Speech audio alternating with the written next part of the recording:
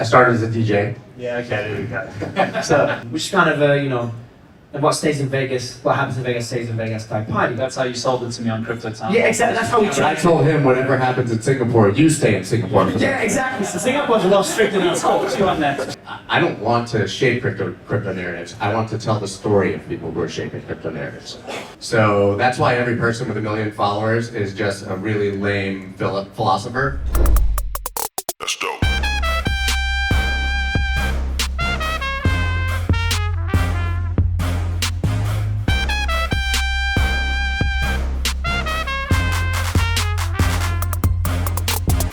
These gentlemen need no introduction, honestly. You gentlemen have played a very big role in this, and you know, in the last 2 or 3 months, you've invited me to be a part of Crypto Town Hall to talk about, you know, crypto and crypto news, because that's generally what Cointelegraph does. But I've watched you both from afar until I got the call up to do some stuff with you guys. So thank you very much. It's been fun to do that stuff. But Mario, maybe let's just start with you, man. If I think about X Spaces, you are the guy. How did you start this thing, and did you ever think it was going to be as big as it is? Yeah, so a lot of people just kind of, they know me from Spaces and X, and we do a video show as well. Like, I had Eduardo Bolsonaro, son of President Bolsonaro in Brazil, flew into Abu Dhabi for a video interview. And I've got a few other presidents and prime ministers lined up for the next few months, all of the video. So I'm really triple. We moderated, I had, what do you call it? We sit on the table, what we did yesterday in the Fight Club. Not moderating, commentating. We're commentating Karate Fight Club, and it was a video show. The views on video is really big on X. So Spaces is where I started. Video is what we're tripling down on. But how it all started, it was thanks to Sam, SBF. So I was doing a panel, I do crypto shows. I've been doing them for a long time. The rumors start spreading about FTX halting withdrawals. So I go to Carl Chesay, who was moderating at the time at Master Ventures with me, and I go, Kyle, are you worried yet? And he goes, he's usually always chill. Anything collapses, he doesn't care. I'm like, are you worried now about these rumors? He's like, Mario, I wasn't worried, but I just got a call from my team a few seconds ago, and they said withdrawals have been halted. Now I'm worried. So that was the beginning of the collapse of FTX. We covered that live. I stayed up for 36 hours. And then what led, so, you know, to reach success is difficult, and then to maintain it is even harder. So I reached it, and I was very grateful for that. But then as a business person, I'm like, how can I maintain that? So the G20 summit and the Polish missile crisis happened. A Russian missile landed in Poland. It turned out to be Ukrainian air defense missile. I covered that live because I loved politics since I was a kid. And then suddenly everyone came through to listen to that. So then I realized the power of Spaces for live events, breaking news. And then the Twitter files happened. Elon joined a lot in that period as well for FTX, a couple of times for Twitter files. And he brought a lot of attention to it as well. And then when he started quote tweeting me a lot, that helped get awareness. And then whenever we cover a major breaking news event, whether it's the Silicon Valley Bank collapse, the Russian mutiny last year, the Gaza war, and the list goes on. So whenever we cover a major breaking news event, or we get a big guest on, you know, Prime Minister Imran Khan, Hunter Biden and stuff. And of course, whenever Elon joins, always a big one. It just gets a lot of attention, and it kind of got me here. So it's kind of two sides to the business. A lot of people don't know that we have a whole VC arm. We've been doing this since 2017. We have an advisory and a marketing firm. And then we have a whole funnel. So we've got 12 people here at the event for my team. I think 12 or more. Did they let them all in? Yeah, we got all in. And then the funnel that we have is got the media side, and then the strategy we have now, I'm very open about it, very transparent, is that we work, any project we work with, because our investor, our chairman is here as well, any investor we work with, any project we work with, we do a deal where we have to market you, we get tokens, you know, we want to have skin in the game, we do marketing, plus media exposure, plus investment. That's our strategy. It's a kind of formula right now for the crypto side. And then there's the whole political side, which is where I spend most of my time. But for now, we're just building that out without monetizing and kind of building it into a funnel. Politics, AI, etc. brings the audience, and then goes down to the funnel to Web3. So bringing a lot of fresh audience, you know, retail audience into Web3 through that funnel. And then we just monetize at the bottom of that funnel. Yeah, that's a strategy. Yours has been a little bit different, perhaps, Scott, but you have equal sort of following on social media and really like a well-known voice in the Web3 space. But how did that actually start, right? I think you're much more conventional TradFi in the past. I started as a DJ. Yeah, okay, there we go. So I was DJing for effectively 20 years, touring the world, and built a following actually from my music. And then I had a child and decided I didn't want to be on the road every weekend of my life. And at the time, I really just discovered crypto and I was already trading. I went to the University of Pennsylvania in the 90s. Everybody was obviously heading to Wall Street. The second they get out, I was heading to DJ. And so I really found crypto at the perfect time, and my nature is to really go all in on something when I'm passionate about it. So I actually alienated the original people that were following me on social media and cut my Twitter following effectively in half. Yeah. He doesn't have a strategy. He doesn't give a shit about fame and money. You'll see.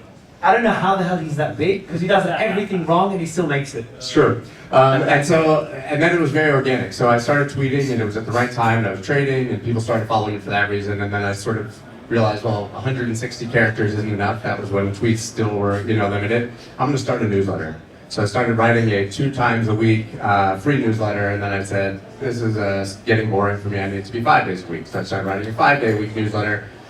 Started doing a podcast. Was approached to do that right when COVID hit. Literally the worst timing to start talking about crypto. It was, I think, March 12th was my first, my first episode. And that was coming out twice a week, and for me, because I said I'm sort of my nature is to go all in, got boring, so I started a YouTube channel and I started streaming every single day to the point where it became, I was waking up at 4 o'clock every day, still generally my habit, and the first 8 to 9 hours of the day are consistently making content. So for me, it wasn't a rising star, I don't think, in the way that Mario sort of describes his path. For me, I think it was more of an organic, slow grind. Just consistency and showing up every single day and putting in the work every single day with all of those things and more. Mario and I had met and decided collectively with Rand Nooner, who is our absentee cousin for Crypto Town Hall, freaking there every day, never shows up, not bitter. And we decided to basically Power Ranger up and start the biggest show in crypto, leveraging obviously Mario's audience on Spaces, but our collective 3 to 4 million people following us on Twitter, and very quickly became, I think, indisputably the largest show in crypto, period. Even in a bear market at the depths where 150, 200,000 people listen to each show every single day that we show up to do. So for me, I think it's just been consistency and slowly grinding my way to that point. And it's been incredible. And working with Mario, having people like you on the show, I feel like my approach has always been to be a student rather than a teacher. I think a lot of people in this space are very comfortable being the ones providing alpha, telling you what to do, next 10,000x opportunity. Very much my nature to sit down, have a conversation, and hope that my audience learns through osmosis by the questions that I ask. So it's kind of awkward, probably, in a way, for both of us to be on the panel rather than moderating it here. How does it feel? Nice on that side, right? No, Asking all the questions. Yeah, I want to give a shout out to Cointelegraph. Like I've been following you guys from the early crypto days. You guys in CoinDesk kind of led the way at building that credibility, which I think many people. It's hard to do, by the way. Hey, I mean, we get a lot of hate online, and I meant what I said earlier when I said at the beginning of the show. We're really working hard to do quality journalism and meet all the right people in the industry and tell the right stories. And Gareth, if you're not getting hate online, then you're not online. I guess so, yeah. I mean, you can't please everyone, it's the truth. But I mean, you guys have had many critics, right? I mean, it's probably the hardest part of what you do. I like how you call them critics. I'm being nice. I call them fuel. Yeah, I call them How do you guys feel about that, though? I mean, it's a lot of pressure, and I'll be honest, you gotta be honest. Be honest with your story. I'll be honest with mine, but you gotta be honest with yours, because yours is heartbreaking what you've been through. I would like to hear the side of the story. Oh, it's insane. I'm on the political side as well. So there's countries I can't go to. I talked about Brazil when I had the son of the president.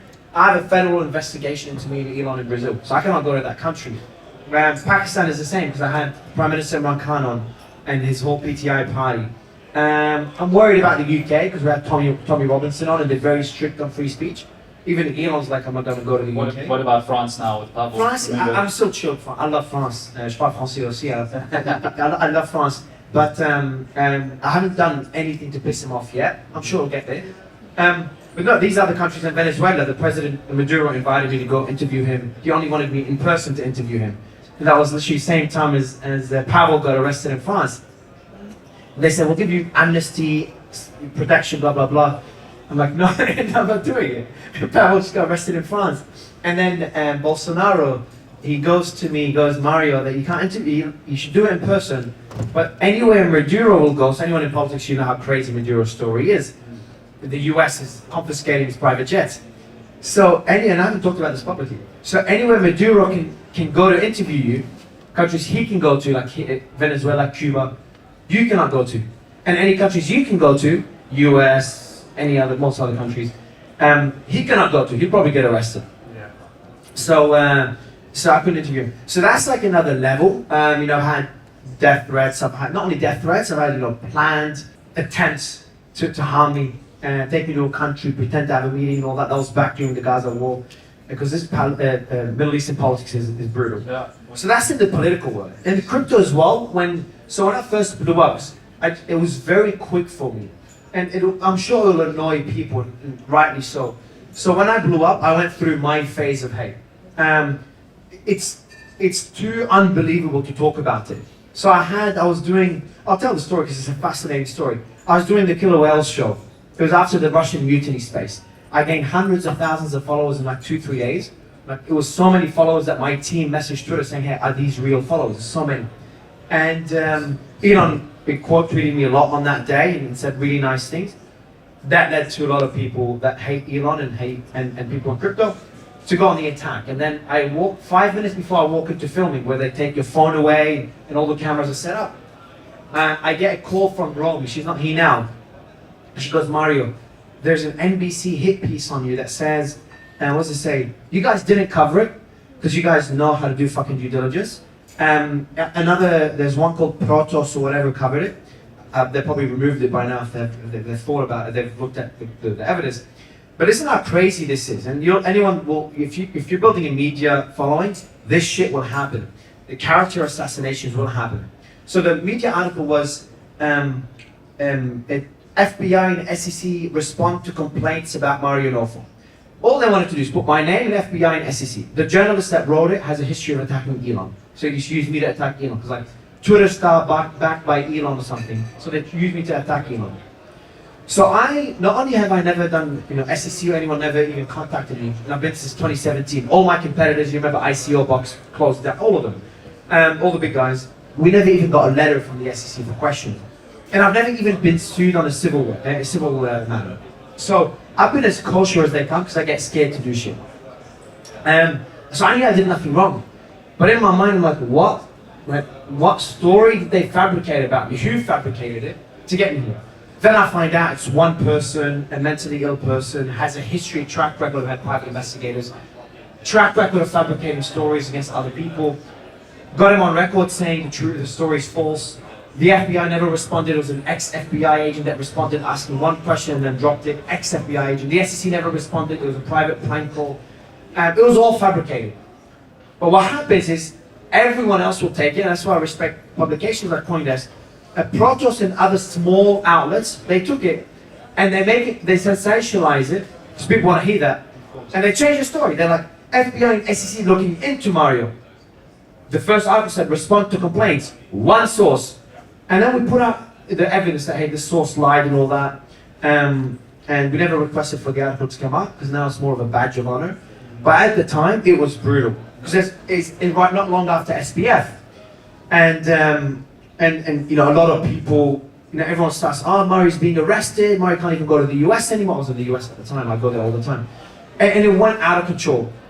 That was in Scaramucci and Eric Weinstein. I saw them both in LA that day. Two people I respect immensely, and they've had their own version of character assassination worse than mine. They're like, Mario, everyone will forget about it later, sooner or later. It was hard to understand that at the time, but he was absolutely right, and it makes you now immune to anything else. Since then, there's been always hate, no impact, because once you go through one round of significant attacks, you survived that one, and his story is relatively similar. He gave me a lot of advice back then. at my weakest point, gave me a lot of advice, him and Moran and their teams. When you go through one round of attacks, it just makes your skin a lot thicker. And we went through 3-4 months, about say 2 to 3 months, it was brutal for us from a business perspective. And afterwards, it was better than ever. For investors, for clients, for partners. So now it's completely hidden, no one even brings it up anymore because you've just gone through it. But it was really tough. You're not a dad, right? Like, I mean, I've got twins, like 18 months old, so very young. It changes a lot of things in your life. Scott, like, you've had your fair share of hates online, and I've had so many things shared about both of you, about allegations in crypto, and yeah, we look at these things and you look at it at face value, but I'm sorry, you have to show me facts, like Zach XBT tweeted. Transaction hashes, everything's on the blockchain, you have to prove it. But okay, prove to me that these wallets belong to you.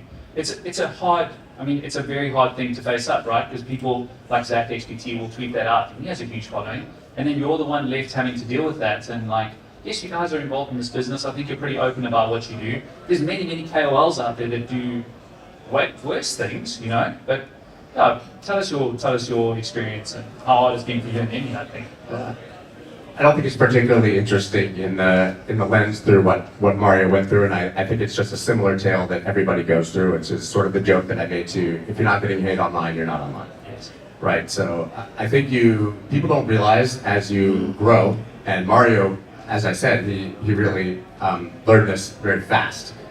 They don't realize that you were once a guy with 20,000 followers, and then 50, and then 100, and you were just the guy everyone loved who was tweeting ideas and trades and charts and things they were doing. And as you grow, you realize that the response or what happens is very different when you have a larger following. So that's why every person with 1 million followers is just a really lame philosopher, and you just quote inspirational quotes and tell people to cold plunge every day, because the risk of saying anything specifically about the market or any token risks moving the market, and you have PTSD from past situations where maybe you got paid. But I don't think focusing on being attacked is that compelling, right? I think it's the part that Mario shared, which is how you react to it eventually, and you learn that none of it actually exists in the real world. Okay, so as you alluded to, I have children, like my wife, obviously. We went through threats, having security, for doing literally nothing. Just because the market went down and we had talked about things that were once worth more. As I said, they love you on the way up, but everybody hates you and blames you on the way down because people don't want to take responsibility for their actions. We had some real world situations at the very beginning, but you come to learn that even the people who say the worst things about you, if you walk up to their face, which I have a long history of doing, if you walk up to their face at a conference and say, hey buddy, you said some bad things about me, but here I am, it's nice to meet you, they shake your hand and say, I'm sorry. Every single time. There's keyboard warriors are not real people. You're dealing with bots, and once you realize that it's inevitable and it's part of the situation, I wouldn't say, maybe you say you become immune to it. I think everybody's human, right? I think being a doxed person in crypto is inherently dangerous, right? I mean, we've been SIM swapped, you name it. We've been through every story, but at the end of the day, if you really believe in what you're doing, you're compelled to continue doing it, come hell or high water, right? And I think that everything that I've been through, and I know Mario feels the same way, I think it's been actually a net positive for myself and for those who follow me, because it's tailored my content in a way that becomes really educational and valuable and evergreen, right? And this is supposed to be how to make, what was the original topic of our talk that we did? Shaping crypto narratives. Shaping crypto narratives, right? So I don't want to shape crypto narratives. I want to tell the story of people who are shaping crypto narratives, right? And to be the one who gives them a voice and delivers the message of the things that are actually important, who separates the signal from the noise in a conversation. And I think there are brilliant people in this space that don't perhaps speak as eloquently as they could, or who perhaps are devs and don't have a great marketing team, but who are the ones that are actually building the future that we believe so deeply in this space. And so, like I said, I think it pushes you forward to A, win, like shut up the haters, I said it's fuel, but B, to really find what's bullshit and what's real and to deliver what's real to an increasingly larger audience. I thought you were going to say, what is it? We don't want to shape crypto narratives, we want to become the crypto narrative. No, you never want to become the narrative, you never want to be the main character, that's the entire point. It's not going to say that.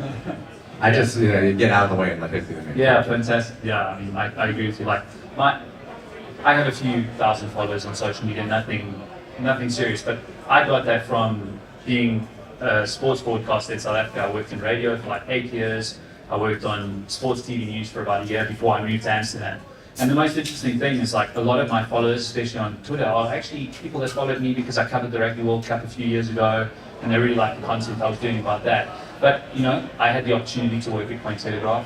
I have a journalism degree, and I started applying myself to this industry. You reshape yourself, and like I'm exactly like you. I love speaking to people. I love telling their stories, having conversations, and it's just inspiring to sit and be involved in what you guys are doing because you guys are way up there and you're very influential. And I think you've got a lot of hate. But you know what the most common hate, to your point, you know what the most common hate was when I started? Shut up, DJ, know your role. Yeah. Right? You're just some DJ, like, why the hell are you talking about this? You have no qualifications. I'm like, dude, I had a degree from the University of Pennsylvania, whatever. Right, but Degree in DJing. You get this, yes, that. He's your biggest critic, too. Yeah, we are each other's biggest critic. You should see our WhatsApp chats. But at a certain point, like I said, you just do what you're passionate about, and I think if you show up and you're consistent and you show that passion, you will eventually rise. It's not enough. You got to be more strategic as well. Like everyone, it's just. I think these are two ingredients in a much more complex soup. I personally, because I don't know how. Again, I have no fucking idea how you became big. You're probably one of the most knowledgeable people in crypto, but I don't know how the hell that soup happened. But congrats either one. You deserve it more than most, including myself. But I genuinely think it's just you got to be very strategic. It's not easy. The same way it's not easy to build a successful business. It's not easy. Obviously, luck plays a role. I invested in this project early, or I was the first meme coin on this blockchain, etc. So timing and luck. Timing is so important. Timing and luck are very important. But I didn't. I was very meticulous in the steps that I took to get to where I am.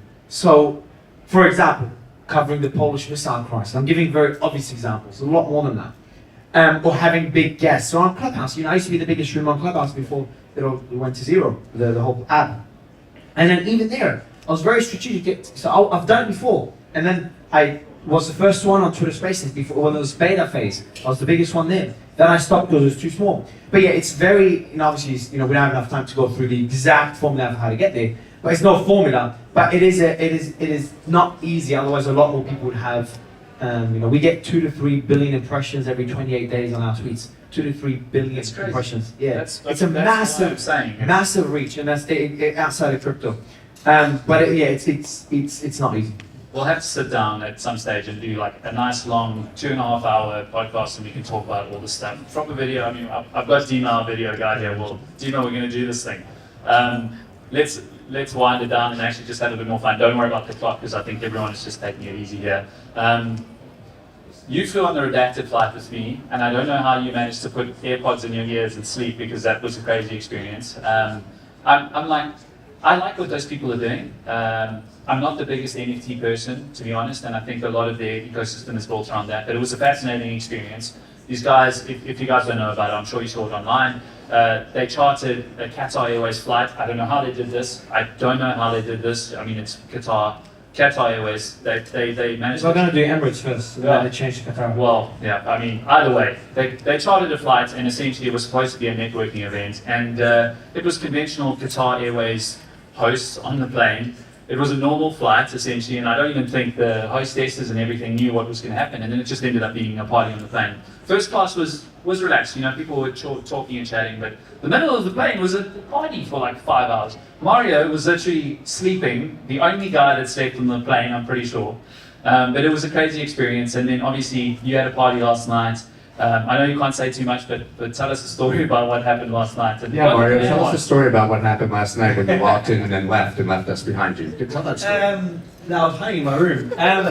So the redacted flight was just crazy. The whole fucking event's been crazy. So the redacted flight, I slept because I pulled an all-nighter the night before. I had the big space with a few of Trump's team, the Tulsi Gabbard, RFK, a few others. Actually, you did briefly, by the way. Yeah. So I did that one, and the Eduardo Bolsonaro's meeting was in the morning. So I didn't sleep that night. So I fell asleep on that plane. I put the fan sound, the white noise music, and fell asleep. The beds were good in Qatar Airways, and I kind of hid in the corner. So apparently there was a party next to me as well. So this wasn't in the middle of the plane. The front of the plane also had a party, because I saw the videos. But I was out of it, and I'm glad I was. But it was a smart marketing strategy by Redacted. That's what I was going to say. What do you think about it? I don't know. I don't know if the ROI is there. I'm really careful. Like, we did our first party yesterday. And one plan to do a party. We're like, let's just do our first one. One of our partners convinced us. We did our first one. We only put it together in a week. It was like a last-minute decision. But that didn't go as planned. Like, it ended up for anyone there. So I'm really sorry. I'm getting a lot of people are just not too happy. We had a different bigger venue planned, and F1 messed everything up. Yeah. So the venue didn't fit the 2,500 people that showed up immediately. It didn't fit 2.5 or Was it 3 a people. penthouse? It was like the 2 penthouses together. It was a massive space. And the party was actually good. I had no idea because we were dealing with the craziness. Yeah. But everyone that made it inside, like, made a fucking sick party. We enjoyed it, even though the police shut it down and people hiding. I was hiding in another room and taking the poster down. Took 2 hours to get everyone out because the whole hotel had shut down. Yeah.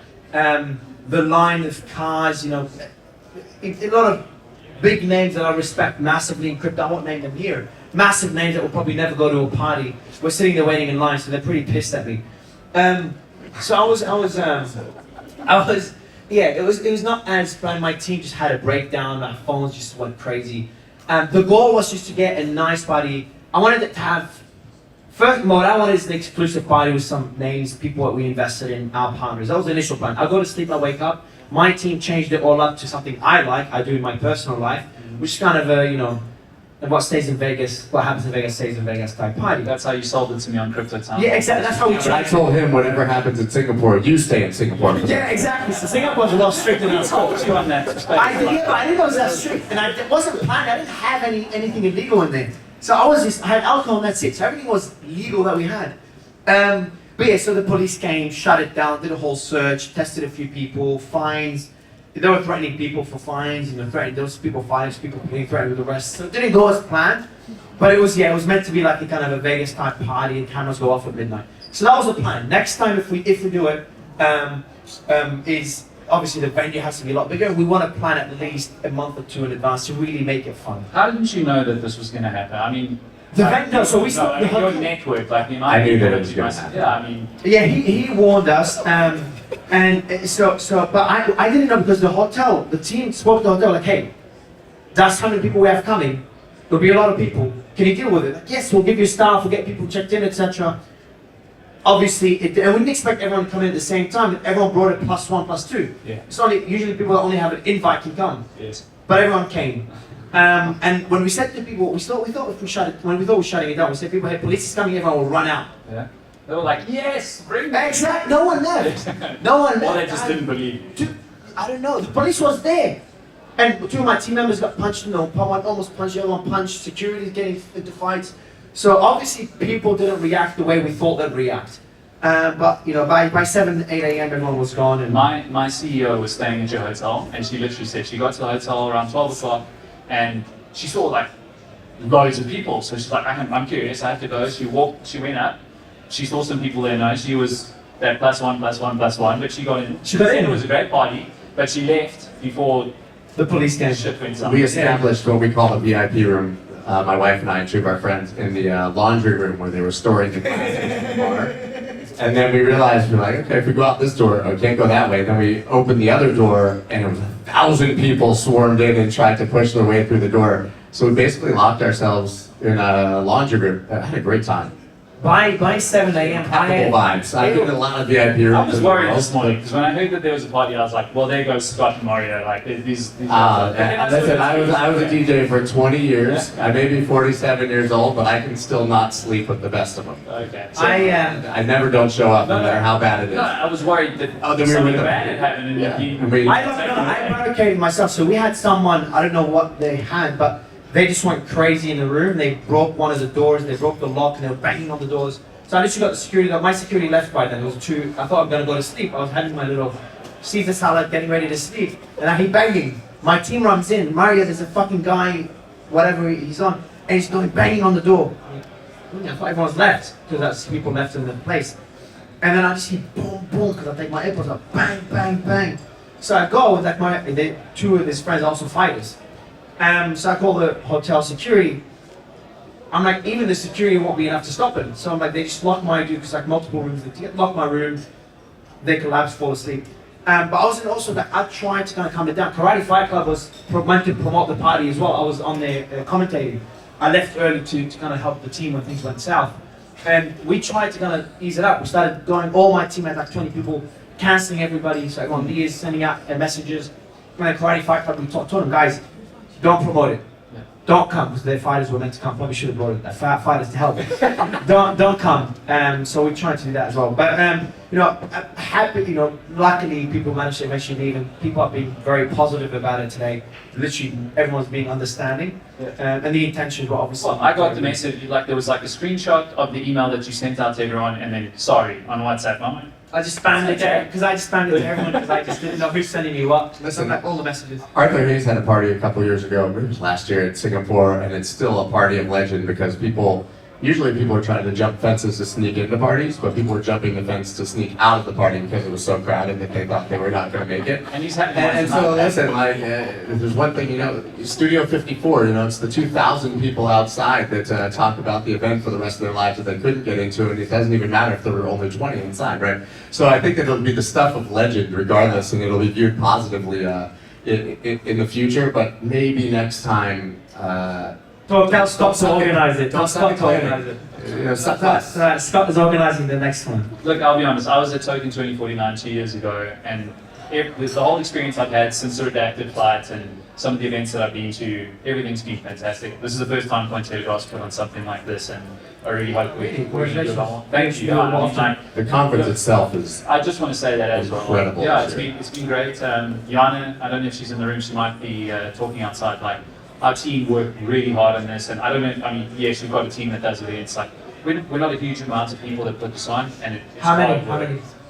That were directly involved? Maybe like 10. You know? Oh, okay, same. That's a lot. No, we had the 10, probably Yeah. directly 20 total. All the Yeah. sales team was involved. But I think the harder thing is, for me, just personally, was making sure, like, leveraging my network of all the people that I know that are really great speakers, and we had some fantastic speakers, and like, thanks to you guys for being so giving of your time as well, because that's what it comes down to. Massive respect to you guys. But, We wouldn't be with that one. I should have said on my journey, part of it was that I was a writer for Cointelegraph for about a year. Shit. We need to bring up those Did they pay articles. I hope so. Marginally. Yeah.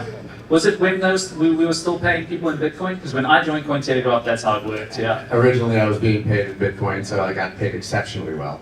There we go. Yeah. If you held on to it, what you earned back then. You know? Don't sell Bitcoin, buddy. Well, you know, maybe some people Somebody weren't offered so me wise a Bitcoin. few Somebody years offered ago. me $5,000 in Bitcoin for a DJ gig in 2011, and I told them to fuck off with their magic internet money. So And you done the math? How many coins was it doesn't that? matter. I don't know why you got to bring up old stuff. Don't talk about it. Still got PTSD. Well, I probably had. What did we do the calculation? If I had not just traded all of my Doge in the early cycles and held it, my wife's covering her ears. I think probably 40 to $50 million worth of Doge if I had held it to the top. Don't worry. Maybe like 10 grand. That was awesome. You'll be just fine, Scott, with the way things are going. Guys, yeah, I mean, we could talk forever. Like, thank you so much for coming. Thank you so much for being here. Yeah, it's epic, and I look forward to Crypto Town Hall whenever we do it. See you there next week. Appreciate it. Thank you so much. Yeah, Thank you. Thank you.